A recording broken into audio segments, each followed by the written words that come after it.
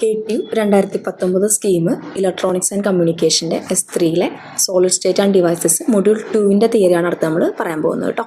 First ടോപ്പിക്കാണ് Poisson's equation. Poisson's equation നമ്മൾ derive ചെയ്യുന്നത് ഫ്രം ഗോസസ് ലോ എന്നാണ്. അപ്പോൾ ഓക്കെ, ആദ്യം നമ്മളെടുത്ത് എഴുതിയിട്ടുള്ളത് ഗോസസ് ലോ ആണ്.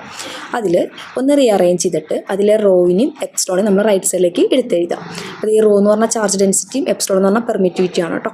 അപ്പോൾ നമുക്കൊരു ഇക്വേഷൻ കിട്ടിയില്ലേ. മാത്തമാറ്റിക്കലി നമുക്ക് ഈ ഇക്വേഷൻ എങ്ങനെ എഴുതാം? DE/dx എന്ന് എഴുതാം. അപ്പോൾ DE/dx എന്ന് പറഞ്ഞാൽ d²v/dx² ആണ്. അപ്പോൾ നമുക്ക് അതിനൊരു പുതിയൊരു റിലേഷൻ കിട്ടി. അതായത് d²v/dx² is equal to -DE/dx equal to -ρ/h. ഇതാണ് നമ്മുടെ പോയ്സൺസ് ഇക്വേഷൻ.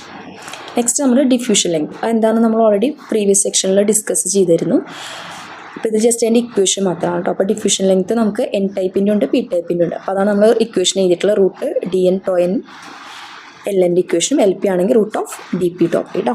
അതിൽ D എന്ന് പറഞ്ഞാൽ ഡിഫ്യൂഷൻ കോൺസ്റ്റൻറ്റും ടോ എന്ന് പറഞ്ഞാൽ കരിയേഴ്സിൻ്റെ ലൈഫ് ടൈമാണ് കേട്ടോ. അടുത്തത് ഗ്രേഡിയൻ്റ് ഇൻ കോസി ഫെർമി ലെവലാണ്. Gradient in quasi Fermi level നമ്മൾ ഇക്വേഷൻ ഡിറൈവ് ചെയ്യുന്നത് നമ്മൾ ഓൾറെഡി പ്രീവിയസിൽ പഠിച്ചതാണ്. കറണ്ട് ഡെൻസിറ്റിയുടെ ഇക്വേഷൻ, ഡിഫ്യൂഷൻ്റെയും ഡ്രിഫ്റ്റിൻ്റെയും. അപ്പോൾ ആ ഇക്വേഷൻ നമ്മൾ അങ്ങനെ തന്നെ എടുത്തെഴുതാം. എന്നിട്ട് അതിൽ ഏറ്റവും ലാസ്റ്റ് കണ്ടില്ലേ DN/dx, അതിന് അതിൻ്റെ വാല്യൂ സബ്സ്റ്റിറ്റ്യൂട്ട് ചെയ്യാം. എന്നിൻ്റെ ഒക്കെ ഇക്വേഷൻ നമ്മൾ ഓൾറെഡി പ്രീവിയസിൽ പഠിച്ചതാണ്. അപ്പോൾ അതിന് വിത്ത് റെസ്പെക്ട് എക്സ് ഡിഫറൻഷ്യേറ്റ് ചെയ്യുക, സബ്സ്റ്റിറ്റ്യൂട്ട് ചെയ്യുക. ഇത് റീഅറേഞ്ച് ചെയ്ത് എഴുതുമ്പോൾ നമുക്ക് J(n) = σ d/dx (FN/q) എന്ന് കിട്ടും. അതാണ് ഗ്രേഡിയൻ്റ് ഇൻ കോസി ഫെർമി ലെവലിൻ്റെ ഇക്വേഷൻ കേട്ടോ. സിമിലർലി നമ്മളിപ്പോൾ ഡിറൈവ് ചെയ്തത് JNൻ്റെ അല്ലേ, അതുപോലെ തന്നെ നമുക്ക് എന്തിൻ്റെ എടുക്കാം? JPയുടെ എടുക്കാം. അടുത്തത് സ്കാറ്ററിംഗ് മെക്കാനിസം ആണ് കേട്ടോ. ശരിക്കും പറഞ്ഞാൽ ക്വസ്റ്റ്യൻ ചോദിക്കുന്നത് സ്കാറ്ററിംഗ് മെക്കാനിസം എന്നായിരിക്കില്ല, variation of mobility with temperature, അതായിരിക്കും നമുക്ക് ക്വസ്റ്റ്യനിൽ വരുന്നത് കേട്ടോ. ടെമ്പറേച്ചറും മൊബിലിറ്റി നമ്മളുള്ള റിലേഷൻഷിപ്പ് അത് ഡിഫൈൻ ചെയ്യാൻ വേണ്ടി നമ്മൾ യൂസ് ചെയ്യുന്ന ഒരു ടേം മാത്രമാണ് സ്കാറ്ററിംഗ്. അപ്പോൾ സ്കാറ്ററിംഗ് 2 ടൈപ്പ് ഉണ്ട്. ലാറ്റിസ് സ്കാറ്ററിംഗ് ഉണ്ട്, അയണൈസ്ഡ് സ്കാറ്ററിംഗ് ഉണ്ട് കേട്ടോ. അപ്പോൾ ടെമ്പറേച്ചർ നമ്മൾ ഇൻക്രീസ് ചെയ്യും തോറും അയണൈസ്ഡ് സ്കാറ്ററിങ്ങിൽ മൊബിലിറ്റിയും ടെമ്പറേച്ചറും ഡയറക്റ്റ്ലി പ്രൊപ്പോർഷണലാണ്. ഓക്കെ.